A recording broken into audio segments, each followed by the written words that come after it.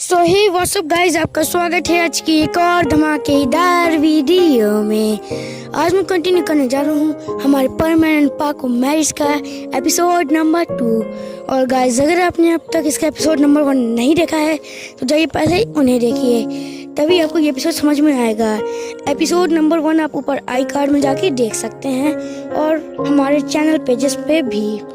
तो और गाइस, अगर आपको इसका एपिसोड नंबर 3 चाहिए तो आपको मेरे इंस्टाग्राम पे 30 फॉलोअर्स पूरे कंप्लीट कराने पड़ेंगे, तभी आपको इसका एपिसोड नंबर 3 देखने को मिलेगा। आपको इंस्टाग्राम आईडी अभी स्क्रीन पे शो कर रहा होगा और डिस्क्रिप्शन बॉक्स पे भी आप चेक कर सकते हैं। और अब ज़्यादा टाइम का वेस्टेज ना करते हुए लेट्स रोल द इंट्रो।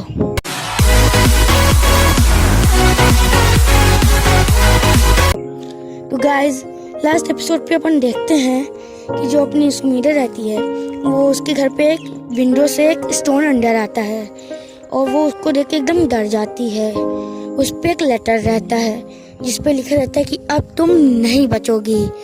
और ये पढ़ के सुमीरा बहुत ही एकदम हाइपर वाला डर जाती है।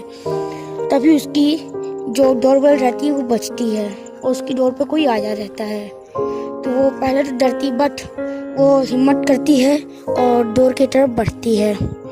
वो देखती है डोर को जब थोड़ा सा ओपन करके कि बाहर उसकी मैनेजर रहती है, तब वो डोर को पूरी तरह से ओपन करती है।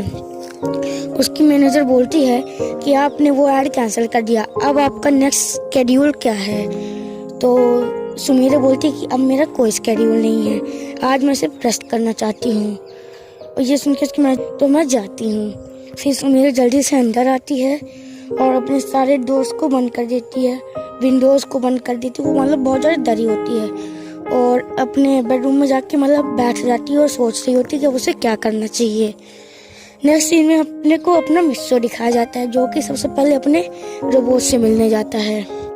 जब वो अपने रोबोट से मिलने जाता है तो उसका रोबोट उसको देख के बहुत ज़्यादा खुश हो जाता है और गले मिल के रोने लगता है कि आखिर तुमने इतना समय क्यों लगा दिया।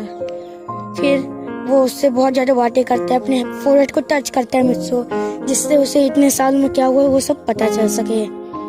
फिर जो अपना मिस्सो रहता है वो उससे बोलता है अपने रोबोट से कि मॉम डैडी गांको घर पे हैं क्या। तो जो अपना मिस्सो का रोबोट रहता है वो बोलता है कि मॉम डैडी घर पे हैं, गांको बाहर शॉपिंग के लिए गई है। और अब गांको काफ़ी बड़ी हो चुकी थी।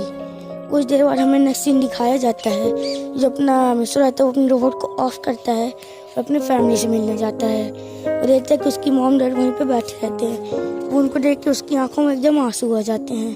वो अपने मन में ही बोलता है कि कितने सालों बाद मैं आज इनसे मिल रहा हूँ। बट उसके मॉम डैड तो अब तक उसके रोबोट से मिलते आए थे, तो उनको लग रहा था कि मिस्सो आज हमें ऐसे क्यों देख रहा है। तो मिस्सो जाके पहले उन लोग के पास जाता है और अच्छे से बातें करता है। फिर तभी वहाँ पे गांको आती है और बोलती कि भैया तुम फिर से यहाँ पे बैठे हो, तुम्हें पता नहीं कि अब तुम्हें मेरा होमवर्क भी करने में मदद करनी है मुझको। गांको अभी भी वैसी ही थी और मिस्सो बोलता है कि ठीक है। फिर मिस्सो गांको की मदद करते हैं होमवर्क करने में। मिस्सो बर्ड प्लैनेट जाके थोड़ा ज़्यादा ही होशियार हो गया था, इसलिए गांको बोलती कि आखिर तुम आपसे ये सवाल कैसे बन गया, ये तो पहले आपसे नहीं बनता था। मिस्सो बोलता कि मैं सीख गया हूँ। वो ऐसे ही अपनी फैमिली के साथ टाइम स्पेंड करता है। फिर वो जाते हैं अपने बूबी से मिलने और जो बूबी रहता है वो एक एडल्ट चिंपैंजी बन चुका होता है। उसकी ग्रैंडफादर और ग्रैंड मदर अभी कुछ ही दिनों पहले एक्सपायर हुए रहते हैं, इसलिए बूबी अपना बहुत ज़्यादा सैड रहता है। बट वो मिस्सो को देखते ही पहचान जाता है और उससे अपनी लैंग्वेज में बोलता है कि तुमने आखिर इतना समय क्यों लगा दिया। और वो सारी बातें पूछते कि बर्ड प्लैनेट कैसा था। वो अपना मिस्सो उसको सारी बातें बताता है। कुछ देर बाद अपना जो बूबी रहता है वो उसको बताता है कि उसके ग्रैंडफादर ग्रैंडमदर नहीं रहे। ये सुन के मिस्सो बोलता है कि चिंता मत करो, सब ठीक हो जाएगा। अब जो बूबी था वो उसी घर पे रहता था जहाँ वो पहले रहता था, बट अब ये था कि वो पूरा घर अब उसके अकेले का था।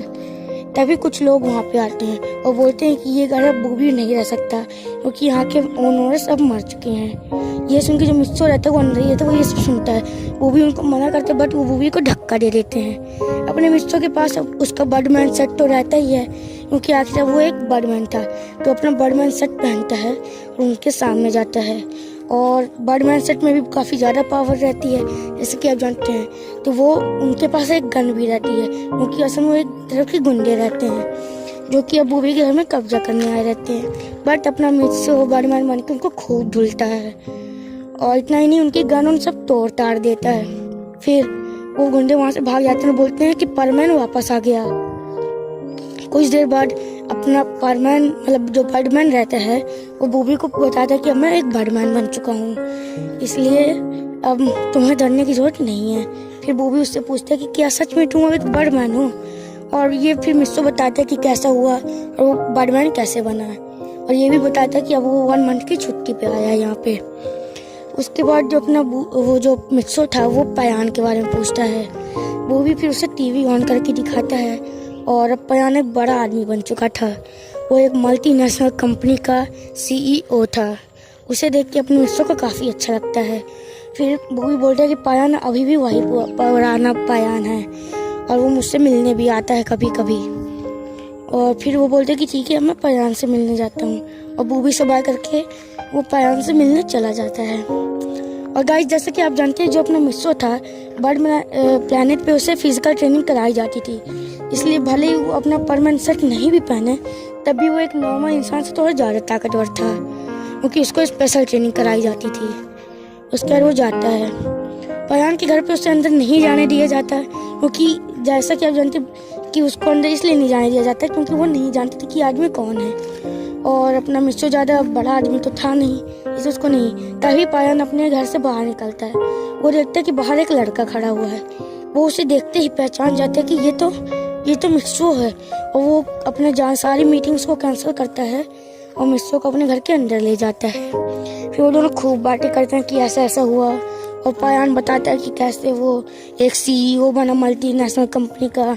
मिस्सो उसे बताता है कि मैं अब एक बर्डमैन बन चुका हूँ और 1 मंथ की छुट्टी पे यहाँ पे आया हूँ। फिर अपना जो पयान था वो थोड़ा सीरियस मूड में हो जाता है। वो बोलता है मिस्सो से कि तुमने उससे खूब इंतज़ार कराया और तुम्हें उससे मिलना चाहिए, वो अभी भी तुम्हारा इंतज़ार कर रही है। और मिस्सो बोलते कि हाँ मुझे पता है, बट मिस्सो बोलते कि मुझे लगता है कि अब वो किसी और को पसंद करती है। तो गाइस, ऐसा मिस्सो ने इसलिए बोला क्योंकि जैसे कि आप लास्ट एपिसोड अगर आपने देखा है तो आपको ये पता होगा कि जो गाड़ी के सामने एक लड़का खड़ा हुआ था, जब मिस्सो को मतलब सुमीरा को पार्टी में जाना रहता है, तो वो लड़का और कोई नहीं अपना मिस्सो था। और वो सुमीरा को अंदर जाते देख तो मतलब गाड़ी के साथ किसी के साथ बैठ के जाते देख तो थोड़ा मिसअंडरस्टैंडिंग होती है। और जो पार्टी में जिसने उसका हाथ पकड़ा था वो भी अपना मिस्सो ही था, और सुमीरा ने उसकी तरफ नहीं देख के एक लड़के के पास चली गई। ये देख के भी उसे अच्छा नहीं लगा। तो गाइस, आज का एपिसोड बस यहीं तक था। अगर आपको ये एपिसोड पसंद में आए तो प्लीज़ इसे लाइक करें, कमेंट में बताइए आपको ये एपिसोड कैसा लगा, और सब्सक्राइब करें हमारे चैनल को ऐसी ही और भी ज़्यादा इंटरेस्टिंग एपिसोड्स के लिए। और गाइस, और आपको अगर इसके एपिसोड नंबर 3 चाहिए तो आपको मेरे इंस्टाग्राम चैनल पे पूरे 30 सब्सक्राइबर्स पूरे कराने होंगे, तभी इसका नेक्स्ट वाला एपिसोड आएगा। और प्लीज़ गाइस सपोर्ट करिए हमें, आपका प्यार हमारे साथ रहेगा तो हमारा चैनल ऐसे ही ग्रो करता रहेगा। तो सपोर्ट करने वाला रहता हूँ तो पहले वहाँ पे बताता हूँ कि ये वीडियो इस समय आने वाली है, तो हमारे इंस्टाग्राम चैनल को फॉलो करिए। इंस्टाग्राम ID अभी आपको स्क्रीन पे दिख रही होगी, आप डिस्क्रिप्शन बॉक्स पे भी जाके देख सकते हैं। एंड चलो मैं चलता हूँ, और हाँ, एपिसोड नंबर 3 देखना मत भूलिएगा क्योंकि मिस्सो को हो गई थोड़ी सी मिसअंडरस्टैंडिंग। तो मैं चलता हूँ। सो ही